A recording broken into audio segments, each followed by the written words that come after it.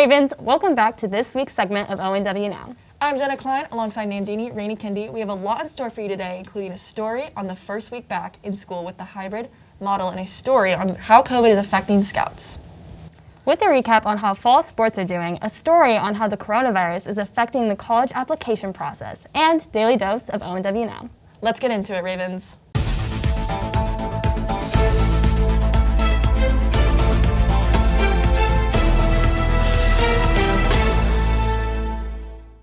We did it! Last week, we completed an entire quarter of online school. But as the first week of hybrid is coming to a close, we are back in person with more questions than answers. We talked with an ONW student about his thoughts on the hybrid schedule. The only problems that I came across when switching from online to in-person hybrid was just getting used to being around people again and being able to hold a conversation as well as I needed to. If numbers continue to decrease in Kansas, the hope for students is to return to school full-time. Continue to wear your mask and make smart choices to make this happen.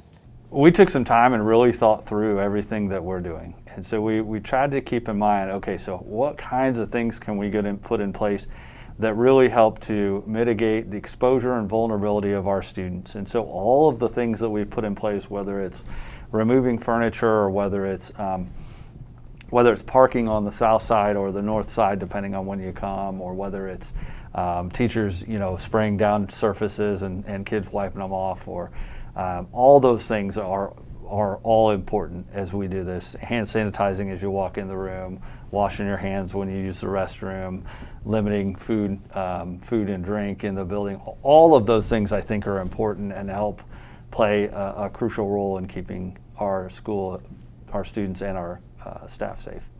We all know how COVID has affected our everyday lives, but the pandemic has also affected the college application process for 2021 seniors. Let's take over to Macy stand-in for the story. Imagine having to change all of your college plans because of a global pandemic. For many seniors at ONW, this has become their reality. College application process has definitely changed because I was so based on going out of state and not being able to go on campus and seeing colleges and just understanding how everything works. It's been kind of rough not getting information from schools. One of the hardest things for seniors this year is that they can't have that hands-on help they normally would have from the counselors. I definitely think that schools could be putting out more information about how exactly to be applying for colleges. I feel like it's been a lot of, here's scholarships, but here's not how to apply for them. Here's not how to sign up for the Common App. It's just not very descriptive. They're telling us what to do, but not how to do it. It's kind of tough to figure out colleges, especially when you also don't really know exactly what you want to do. It would be nice if there was a way for you to kind of figure out more what you're looking for, I guess. Applying to colleges has been a very difficult experience during COVID-19. Many students are struggling, but the counselors are always here to help. And so this year more than ever, Miss Jasper, her emails are so important. And we're hoping that everyone is more rhythm of checking email because that's such a way that we're communicating now. We have a new website where they're all listed and all of the admissions reps and their contact info is there. And so that's a resource that we try to create that's just kind of a one-stop shop of looking at that. The counselors have made a website where you can connect with reps from many different colleges. For more information, check the link in the description. I've definitely learned to be more independent because of this whole process. It's a lot of figuring everything out on my own, and I think that'll be beneficial in a couple years. Don't procrastinate like me, because I procrastinated a lot. I was like, I'll be fine, I'll do it this year. No. Deadlines are quickly approaching, so seniors, make sure you get those applications in. For ONW Now, this has been Macy stand-in. Now back to the desk. We all know how COVID-19 has affected us during and outside school, but we don't hear much on the Scouts. Let's take it over to Aaron Hare on how COVID-19 has affected Boy Scouts and its many changes to fit the new requirements. Since COVID-19 hit national news in March, Boy Scout troops have had to quickly adapt their plans to accommodate for COVID. A local Boy Scout troop, Troop 122, has had to change their plans multiple times. Back in the spring, in March, April, and May, my troop had virtual meetings over Zoom. It was really hard to get the first years ranked up over Zoom because you really couldn't see if they were doing it and you couldn't really see if they understood. There was only so much that we could do via Zoom. We tried not tying bless our senior patrol leader's heart, he made videos, and we requested videos of kids tying knots, but just wasn't the same thing. As a scoutmaster, I quickly figured out we weren't getting the attendance that we should, and we weren't helping the younger scouts learn anything. At the start of the new scouting year in August, Troop 122 moved to in-person meetings. At these meetings, everyone wears masks and social distances. Now we are meeting outside, so we're literally using the church parking lot. We're doing fairly well on people showing up at the outdoor meetings. We're getting about 75% of the troop coming to every meeting, which is really great. The rank advancement is back up to where it should be. But I will put the caveat that a lot of our new scouts have barely earned scout where they should have already earned tenderfoot by this time. Since August, Troop 122 has had multiple campouts. Masks aren't required at these campouts. However, a 7-day temperature check is required before the campout. This temperature check helps ensure that all the troop members attending the campout are healthy and not carrying the virus. Outdoors, we've not worn masks, but we've social distanced, and we have put one person per tent to limit the amount of people contact. We've had some of our campouts moved. For instance, the campout that we're on right now, we came up with on the fly because we were going to go through a district campout that 2 weeks ago got canceled. Overall, COVID has affected Boy Scouts. It has affected the attendance rate, which will ultimately hurt Boy Scouts in the long run. For ONW Now, this has been Aaron Hare and Blake Woolery. Now back to the desk. Now let's take it over to game day.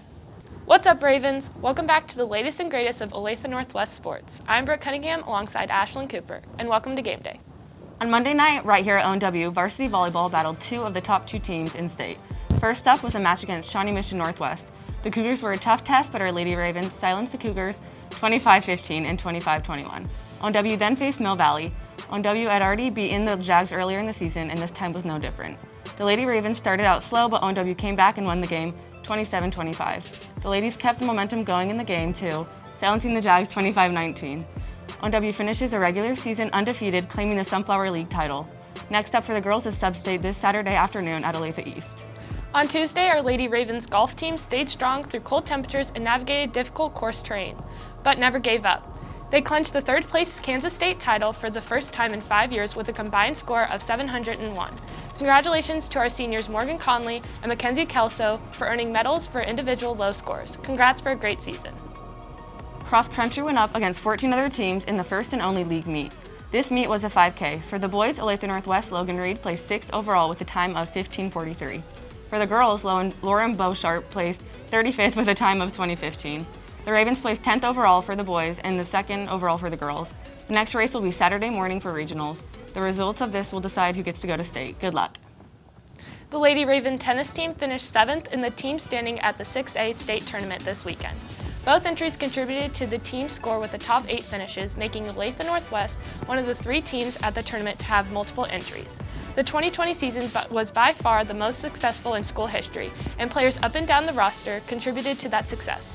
The 6 players who participated in regionals, Ella Novian, Elizabeth Jones, Cameron Medina, Piper Private, Carly Shear, and Jocelyn Mattingly ended the season with an overall record of 85-36. Good job, Ravens.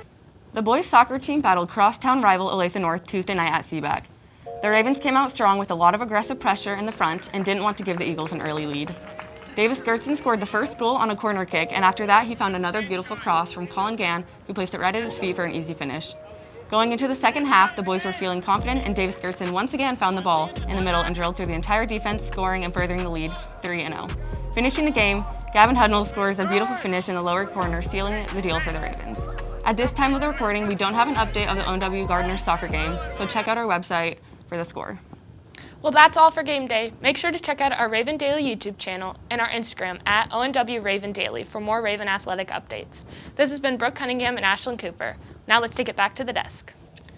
Thanks, Ashlyn and Brooke, for that recap on recent sports. With COVID, the debate season looks a little different. With online meets, the Raven debate team has done exceptionally well. Shout out to Ava Powell and Nanako Hallier. They finished in 3rd place at the Olathe South Open with a 3-1 record on October 17th. Let's give praise to Grant McKeever for placing 4th place speaker at Salinas South High School, Kaylin Wellman and Ellie Wilson for placing 1st. Nice job, guys. And now for our second edition of Daily Dose of ONW. We talked to a few sports and activities around our school. Hi guys, this is Jenna Klein and Ashlyn Cooper, and today we're back with Daily Dose of ONW Halloween edition. And for this week, we'll be interviewing the debate team, the girls golf team, and the girls tennis team. Let's get spooky! Our first question today is, are you dressing up for Halloween this year? And if so, what will you be? I don't think so. I might be a traffic cone. I can't, I have a tournament. I will be dressing up as a Starbucks barista for Halloween because I am a Starbucks barista and I have to work on that day. Yes, I'm going to be the color blue. I am, and I'm doing a Harry Potter theme. Pumpkins can be orange, white, green, or what other color? Did you say yellow? Okay, then yellow. Purple. Purple. Yellow. Brown? Orange. She already said orange. Brown. It's actually blue. What is the least favorite Halloween candy in America? Keith bar? Twizzlers. It's probably candy corn, but I love it. I'd say an almond joy. Those things are gross. Yeah, same thing. It's actually licorice. In which country did Halloween originate? Denmark? I don't know. It sounds like a very American thing. Well, I feel like it's England for some reason. Somewhere in the UK, maybe? Yeah. Rome. The answer is actually Ireland. What's the worst Halloween costume you've ever worn? In 2016, I was Donald Trump. When I was a baby, I was a jalapeno pepper. What's the color order of a piece of candy corn from base to the point? Orange, yellow, white? Yeah, I think that sounds right. Orange, white, yellow. Yellow's the bottom, and then it's orange, and then white's on the top. In what year will the next full moon occur during Halloween? It's this year. It's this year. This year. This year. Yep. Correct, 2020. Is a pumpkin a fruit or a vegetable? Vegetable. Fruit. Vegetable. I feel like it is a vegetable. A vegetable, I think. I'd say vegetable? Okay, it's actually a fruit. Shout out to Julia Fales, Grant Moyer, Garrett, and Ryan Howard, along with Kellen Harris for winning second place for their short film Trash Day at the National Virtual Sneak on the Log Film Challenge. We hope you enjoyed this week's edition of ONW Now. To tune in for more updates, check out our Instagram and Twitter at ONW Raven Daily and our YouTube channel. And our website, onwravendaily.com. For Jenna Klein and the rest of the Convergence team, this has been Nandini Rini Kindi. Stay safe, Ravens.